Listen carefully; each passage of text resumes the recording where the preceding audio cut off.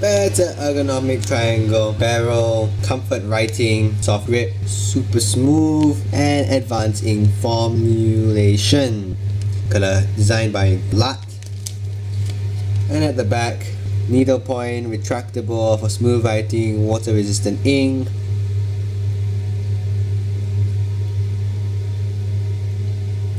And typical Faber Castell, the wrapping is very sticky.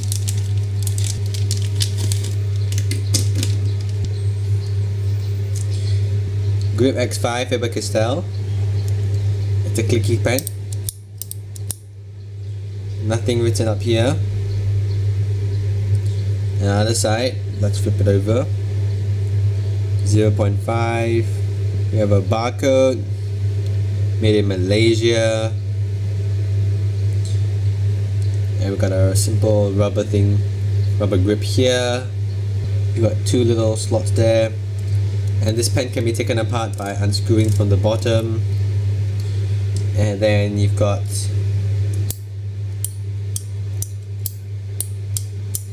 the ink cartridge and the spring itself.